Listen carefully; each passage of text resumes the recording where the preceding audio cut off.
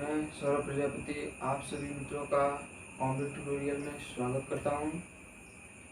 Guys, हम लोग civil branch के थर्ड सेमेस्टर में हाइड्रोलिक सब्जेक्ट के बारे में आज डिस्कशन करेंगे। तो गाइस, हम लोग हाइड्रोलिक्स के संपूर्ण जितने भी चैप्टर हैं उनको समाप्त करेंगे। तो गाइस, एक ही लेक्चर में तो हम लोग कंप्लीट तो नहीं कर पाएंगे, तो आज हम इंट्रोडक्शन केवल पढ़ेंगे। इंट्रोडक्शन में हम पहले समझेंगे हाइड्रोलिक्स क्या होता है, फिर फ्लूइड क्या होता है, तरल, और तरल कितने टाइप्स के होते हैं। ठीक है। तो गाइज, जैसा कि आप देख रहे हैं, हमने व्हाइट बोर्ड पे लिखा है हाइड्रोलिक्स का डिफिनीशन लिखे हैं। तो आइए हम समझते हैं हाइड्रोलिक्स क्या होता है, फिर तरल क्या होता है, तरल कितने टाइप्स के होते हैं। तो फर्स्ट हेडिंग देखेंगे कि हाइड्रोलिक्स क्या होता है। तो मैकेनिक्स की वह शाखा जिसके अंतर्गत तरल पर आने वाले दाब तथा भार के कारण तरल में परिवर्तन को ही का अध्ययन किया जाता है, उसे ही हाइड्रोलिक्स कहा जाता है। अब देखिए, इस फिगर के सहायता से हम समझेंगे कि हाइड्रोलिक्स क्या होता है। तो देखिए, मान लीजिए कोई पात्र है, पात्र में हमने द्रव भर दिया है। ठीक है। अब देखिए, इस पर कोई बल F कार्य कर रहा है। अब हम हाइड्रोलिक्स के सब लैंग्वेज में बल को हम दाब कहते हैं। अब देखिए, इस पर कोई वायुमंडलीय दाब कार्य कर रहा है। अब देखिए क्या है कि इसके बल के कारण जो इसके द्रव में परिवर्तन हो रहा है, उसी का हम अध्ययन कर रहे हैं, जिसे ही हम हाइड्रोलिक्स कहते हैं। अब देखिएगा, नेक्स्ट है फ्लूइड। What is fluid? तो वे पदार्थ जिसमें बहने का गुण होता है तरल कहलाते हैं, उसे ही हम तरल कहते हैं। कुछ तरल को दबाया जा सकता है, कुछ तरल को दबाया नहीं जा सकता। नेक्स्ट देखते हैं क्लासिफिकेशन ऑफ फ्लूइड। फ्लूइड कितने टाइप्स के होते हैं। तो फर्स्ट देखेंगे संपीड्यता के आधार पर। तो संपीड्यता के आधार पर दो प्रकार के होते हैं, असंपीड्य तरल, संपीड्य तरल। अब देखिएगा, संपीड्य तरल क्या है? वे तरल जिसे आसानी से दबाया नहीं जा सकता, उसे ही असंपीड्य तरल कहते हैं। और संपीड्य तरल क्या है? कि वे तरल जिसे आसानी से दबाया जा सकता है, उसे संपीड्य तरल कहते हैं। असंपीड्य में एग्जाम्पल में हम लिख सकते हैं ऑयल और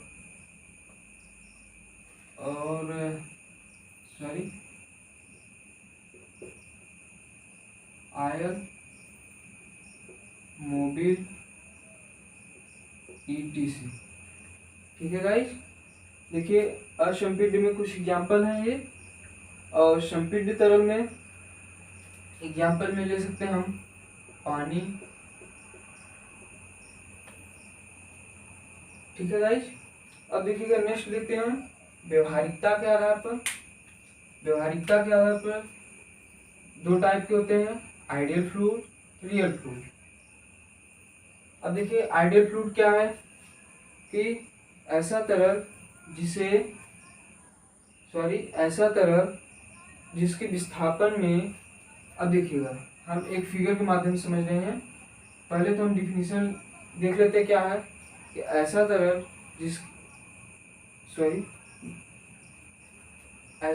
जिसके विस्थापन में तरल के कण प्रतिरोध उत्पन्न न करें, उसे ही आइडियल फ्लूइड कहते हैं।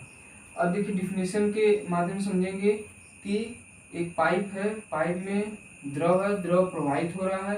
प्रवाहित होने का सेंस क्या निकालेंगे हम कि द्रव एक जगह से दूसरी जगह विस्थापित हो रहा है। अब देखिएगा, जो तरल के कण हैं एक स्थान से दूसरे स्थान विस्थापित हो रहे हैं, तो हम डिफिनीशन में क्या कहेंगे? ऐसा तरल जिसके विस्थापन में तरल के कण प्रतिरोध एक दूसरे से सटेंगे, एक दूसरे से टकराएंगे तो प्रतिरोध उत्पन्न नहीं करेंगे, जिसे ये आइडियल फ्लूइड कहते हैं। आइडियल फ्लूइड होता नहीं है, लेकिन हम मानते हैं कि कुछ हद तक आइडियल फ्लूइड का जो कंडीशन है उसको फॉलो करता है, तो हम उसको कह सकते हैं कि आइडियल फ्लूइड है, लेकिन रियल में नहीं होता। अब देखिएगा रियल फ्लूइड, सेकंड है रियल फ्लूइड। रियल फ्लूइड क्या है कि ऐसा तरल जिसके विस्थापन में तरल के कण प्रतिरोध उत्पन्न करे, उसे ही हम रियल फ्लूइड कहते हैं। ठीक है गाइस, नेक्स्ट देखते हैं। कर्तन प्रतिबल से उत्पन्न विरूपण के आधार पर ये भी दो टाइप्स के फ्लूइड होते हैं, Newtonian fluid and non Newtonian fluid. अब न्यूटोनियन फ्लूइड का डिफिनीशन देखेंगे। न्यूटोनियन फ्लूइड क्या है? न्यूटोनियन फ्लूइड ऐसा तरल जो न्यूटन के नियम का पूर्णतः पालन करता हो, उसे ही न्यूटोनियन फ्लूइड कहते हैं। अब देखिए न्यूटोनियन फ्लूइड, न्यूटन का एक समीकरण है। न्यूटन ने श्यानता समीकरण एक दिया था, जिस यह फार्मूला है tau equal to mu d v upon d y. अब देखिएगा सिलेबस में इसका ज़्यादा डीपली डिस्क्राइब नहीं है, इस वजह से हम ज़्यादा डीपली नहीं जाएंगे इसमें, लेकिन इतना समझेंगे हम क्या है कि न्यूटन का श्यानता समीकरण tau equal to mu d v upon d y. अब इसी समीकरण के माध्यम से हम दोनों डिफिनीशन हम डिराइव करेंगे। क्या है कि Newtonian fluid, non Newtonian fluid. Newtonian fluid वे तरल जो न्यूटन के श्यानता समीकरण का पालन करते हो, उसे न्यूटोनियन फ्लूइड, और वे समीकरण जो न्यूटन की श्यानता समीकरण को पालन नहीं करते, उसे नॉन न्यूटोनियन फ्लूइड कहते हैं। आई होप कि आपको समझ में आया होगा। अब देखिएगा गाइस कि आगे हम देखेंगे प्रॉपर्टीज ऑफ फ्लूइड, तरल के गुण के बारे में डिस्कशन करेंगे हम। तो फर्स्ट हेडिंग है कि ताप तथा दाब का प्रभाव। अब देखिएगा ताप तथा दाब का प्रभाव हम पहले गैस पर देखेंगे, फिर उसके बाद द्रव पर देखेंगे। अब देखिएगा गैस पे ताप बढ़ाने पर, अगर गैस का ताप बढ़ा रहे हैं तो उसका आयतन भी बढ़ेगा। फिर से ध्यान दीजिएगा, ताप बढ़ाने पर गैस का आयतन बढ़ता है तथा दाब बढ़ाने पर गैस का आयतन घटता है। तो आप इसको लिखेंगे कैसे कि ताप तथा दाब का प्रभाव, हेडिंग डालेंगे, उसमें लिखेंगे गैस को हेडिंग डालेंगे। अब लिखेंगे कि गैस का ताप बढ़ाने पर गैस का आयतन बढ़ता है तथा उसका दाब बढ़ाने पर, गैस का दाब बढ़ाने पर उसका आयतन घटता है। ठीक है, उसके बाद देखेंगे गैस के बाद देखेंगे द्रव। अब द्रव पर देखेंगे क्या।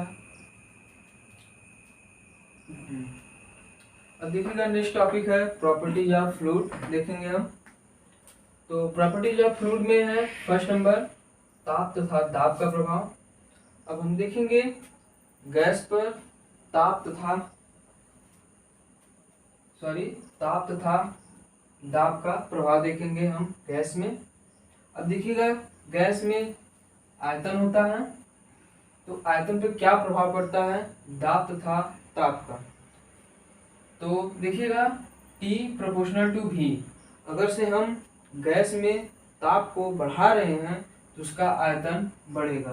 तो हम लिख सकते हैं कि ताप मतलब T प्रोपोर्शनल टू V आयतन के, मतलब ताप प्रोपोर्शनल टू आयतन। ठीक है, अब देखिएगा दाब का प्रभाव किस पर देख रहे हैं, गैस पर। तो दाब का प्रभाव P inversely proportional to 1/V। इसका मतलब है कि अगर से आप हम दाब को बढ़ाएंगे तो आयतन घटेगा गैस पर। ठीक है, नेक्स्ट देखेंगे द्रव पर ताप तथा दाब का माइनर परिवर्तन होता है, मतलब द्रव पर ताप तथा दाब का कम प्रभाव पड़ता है, इसलिए इसको निगलेक्ट कर देते हैं, नगण्य मानते हैं। ठीक है, देखते हैं नेक्स्ट आपेक्षिक भार क्या होता है। तो आपेक्षिक भार को हम स्मॉल w से डिनोट करते हैं। देखिए हमने यहाँ लिखा है स्मॉल w से डिनोट करते हैं। तो हम आपेक्षिक भार का डिफिनीशन क्या लिखेंगे कि एकांक आयतन में उपस्थित भार को आपेक्षिक भार कहते हैं। ठीक है, तो इसे स्मॉल w से डिनोट करते हैं। तो हमने डिफिनीशन के ही अकॉर्डिंग हमने इसका फार्मूला लिख दिया। हमने क्या बताया, एकांक आयतन में उपस्थित भार को आपेक्षिक भार कहते हैं। इसका डायमेंशन लिखेंगे न्यूटन प्रति mm स्क्वायर। आप इसको ध्यानपूर्वक नोटिस करिएगा, क्योंकि आगे हम जब न्यूमेरिकल सॉल्व करेंगे तो इसका उपयोग किया जाएगा। नेक्स्ट देखते हैं घनत्व। घनत्व क्या होता है? तो एकांक आयतन में उपस्थित द्रव्यमान को घनत्व कहा जाता है। इसे रो से डिनोट करते हैं। रो इक्वल टू, हमने क्या डिफिनीशन में बताया कि एकांक आयतन में उपस्थित द्रव्यमान को ही घनत्व कहते हैं। अब इसका डायमेंशन क्या लिखेंगे, द्रव्यमान मतलब केजी, आयतन मीटर क्यूब। आई होप कि आपको समझ में आया होगा। नेक्स्ट टॉपिक देखते हैं आपेक्षिक घनत्व। आपेक्षिक घनत्व क्या है? उस द्रव का घनत्व तथा 4 डिग्री सेल्सियस पर शुद्ध जल का घनत्व के अनुपात को आपेक्षिक घनत्व कहते हैं। फिर से समझिएगा कि हमने क्या बताया। मान लीजिए कोई पात्र है, पात्र में द्रव है, ठीक है। इस द्रव का आपेक्षिक घनत्व निकालना है हमें। तो आपेक्षिक घनत्व निकालने के लिए हम इस द्रव का घनत्व निकालेंगे, हमें पता रहेगा, नहीं तो निकालेंगे हम उसको लिखेंगे अपान 4 डिग्री सेल्सियस पर शुद्ध जल का घनत्व। उसकी वैल्यू 1000 होता है। 4 डिग्री सेल्सियस पर शुद्ध जल का घनत्व 1000 होता है। ठीक है, तो हम डिफिनीशन में क्या लिखेंगे कि किसी द्रव का आपेक्षिक घनत्व उस द्रव का घनत्व तथा 4 डिग्री सेल्सियस पर शुद्ध जल का घनत्व के अनुपात को ही आपेक्षिक घनत्व कहते हैं। ठीक है, नेक्स्ट देखते हैं आपेक्षिक आयतन। आपेक्षिक आयतन क्या होता है? तो हम लिखेंगे इस फार्मूला को देखिएगा ध्यान से। हमने लिखा है V equal to capital V upon M। तो हम इस फार्मूला से ही हम परिभाषा लिख सकते हैं। क्या लिखेंगे कि एकांक द्रव्यमान में उपस्थित आयतन को आपेक्षिक आयतन कहते हैं। फिर से देखिएगा, एकांक द्रव्यमान में उपस्थित आयतन को ही आपेक्षिक घनत्व कहते हैं। इसे V से, स्मॉल v से डिनोट करते हैं। ठीक है, हमने लिखा स्मॉल v इक्वल टू एकांक द्रव्यमान में उपस्थित आयतन को आपेक्षिक घनत्व कहते हैं। इसका डायमेंशन देखेंगे metre cube upon kg. I hope कि आपको समझ में आया होगा दोस्तों। नेक्स्ट देखते हैं टॉपिक दाब तीव्रता क्या होता है। अब देखिए दाब तीव्रता का डिफिनीशन क्या हम लिखेंगे, क्या लिख सकते हैं, इसके बारे में क्या समझेंगे हम कि एकांक क्षेत्रफल पर लगने वाले दाब को ही दाब तीव्रता कहते हैं। फिर से देखिएगा, एकांक क्षेत्रफल पर लगने वाले दाब को दाब तीव्रता कहते हैं। इसे P से डिनोट किया जाता है। P equal to F upon A। Dimension क्या है, न्यूटन प्रति mm स्क्वायर। ठीक है, नेक्स्ट देखते हैं श्यानता। अब श्यानता क्या है? श्यानता का डिफिनीशन लिखेंगे हम कि जब कोई तरल अपने एक परत का दूसरे परत पर फिसलने का विरोध करता है, उसे उस तरल का फिर से देखिएगा, जब कोई तरल अपने एक परत का दूसरे परत का, श्यानता देखेंगे फिर से, नेक्स्ट टॉपिक है श्यानता। अब श्यानता डिफिनीशन क्या लिखेंगे हम कि जब कोई तरल अपने एक परत का दूसरे परत पर फिसलने का विरोध करता है, इस गुण को हम श्यानता कहते हैं। देखिएगा डायग्राम के माध्यम से समझ रहे हैं हम क्या है कि मान लीजिए कोई द्रव है, तरल है और वह बह रहा है, ठीक है, प्रवाहित हो रहा है। तो अब इसके जो कण हैं इस पात्र से जो सटे हैं, संपर्क में है, जो कण है और जो अंदर की तरफ द्रव हैं, द्रव के जो कण हैं वे एक परत का दूसरे परत पर फिसलने का विरोध करते हैं। इसी गुण को हम श्यानता कहते हैं। श्यानता को हम टाउ से डिनोट करते हैं। Tau equal to mu dv/dy होता है। इसे ही हम न्यूटन का श्यानता समीकरण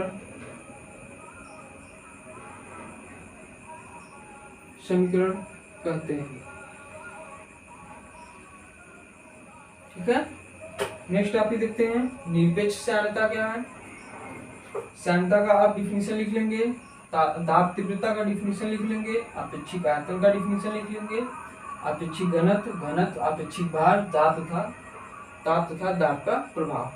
अब देखिए नेक्स्ट देखेंगे निरपेक्ष श्यानता। नेक्स्ट टॉपिक निरपेक्ष श्यानता। निरपेक्ष श्यानता क्या है कि किसी भी द्रव का निरपेक्ष श्यानता उस द्रव का श्यानता तथा द्रव्यमान घनत्व के अनुपात को ही हम निरपेक्ष श्यानता कहते हैं। इसे हम कैपिटल V से डिनोट करते हैं। कैपिटल V इक्वल टू μ/ρ, ठीक है। नेक्स्ट टॉपिक है सासंजक तथा सासंजन और केशिका। इसका डिफिनीशन देखते हैं।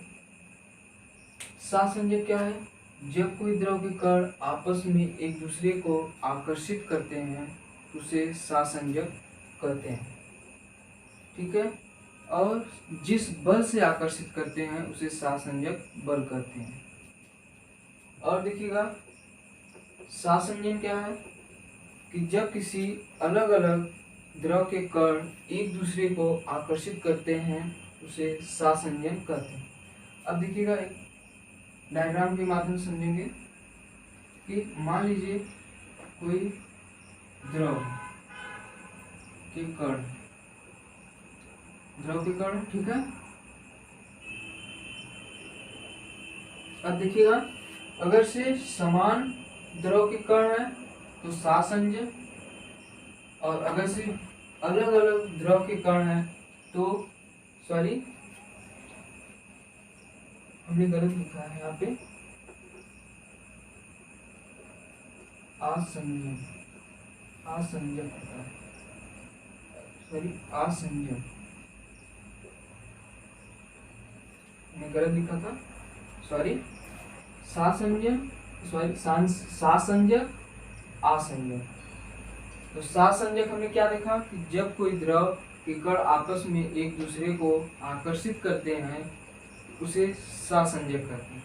जिस बल से आकर्षित करते हैं उसे सासंजक बल कहते हैं। अब देखिएगा अगर से समान द्रव के कण है तो सासंजक बल लगेगा, ठीक है। और देखिएगा आसंजन है तो अलग अलग द्रव के कण एक दूसरे को आकर्षित करते हैं उसे आसंजन कहते हैं तथा जिस बल से आकर्षित करते हैं उसे आसंजन बल कहते हैं, ठीक है। आई होप कि आपको समझ में आया होगा।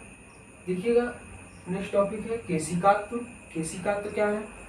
जब किसी कम व्यास वाली कांच की नली को किसी द्रव में, अब देखिएगा क्या है डिफिनीशन में क्या है कि मान लीजिए कोई पात्र है, इसमें द्रव भरा है। अब इसमें कोई कम व्यास वाली मतलब बहुत पतली कांच की नली को अगर से हम डुबोते हैं तो द्रव का ऊपर चढ़ना तथा नीचे गिरना, इस गुण को केशिकात्व कहते हैं।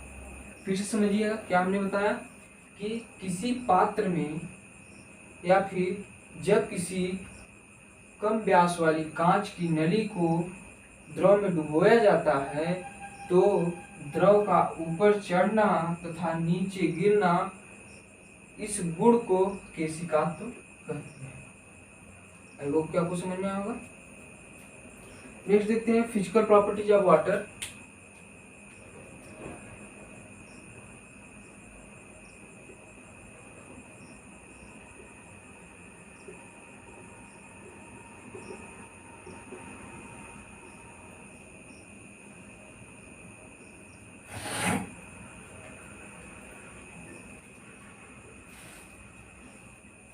आइए नेक्स्ट टॉपिक देखते हैं guys, physical properties of water.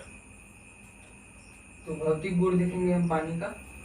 तो देखिएगा, फर्स्ट है पानी, जो 4 डिग्री सेल्सियस पर पानी का घनत्व तो होता है वह मैक्सिमम होता है। कितना होता है? 1000 kg पर मीटर क्यूब। ठीक है। नेक्स्ट देखते हैं, पानी स्वादहीन, गंधहीन, रंगहीन होता है। थर्ड देखिएगा, पानी असंपीड्य होता है। फोर्थ देखिएगा, पानी का विशिष्ट आयतन 10.3 मीटर पर केजी होता है, सॉरी मीटर क्यूब पर केजी होता है। फिर देखते हैं प्रसार गुणांक नगण्य होता है, पानी का प्रसार गुणांक नगण्य होता है। ठीक है गाइस। देखते हैं नेक्स्ट, 0 डिग्री सेल्सियस पर पानी जम जाता है, 100 डिग्री सेल्सियस पर पानी उबलने लगता है। ठीक है गाइस, आई होप कि आपको समझ में आएगा। हमने हाइड्रोलिक्स के फर्स्ट चैप्टर में जितना इम्पोर्टेंट था उसको हमने डिस्कशन कर लिया है। ठीक है गाइस, सिलेबस के अकॉर्डिंग हम हाइड्रोलिक्स का अब अगले लेक्चर में हम सेकेंड चैप्टर देखेंगे। ठीक है। जितना भी हमने बताया है वह सिलेबस के अकॉर्डिंग सफिशिएंट है। ठीक है गाइस, इसको आप नोट्स बना लीजिएगा, समझिएगा। जो न समझ में आया कमेंट करके हमें बताइएगा, हम उसको फिर से समझाएंगे। ठीक है। चलिए ठीक है, बड़ों का सम्मान करिए, छोटों को प्यार दीजिए, अपना व्यक्तित्व इस प्रकार विकसित करिए कि महिलाएं आपके साथ सुरक्षित महसूस करें। जय हिंद।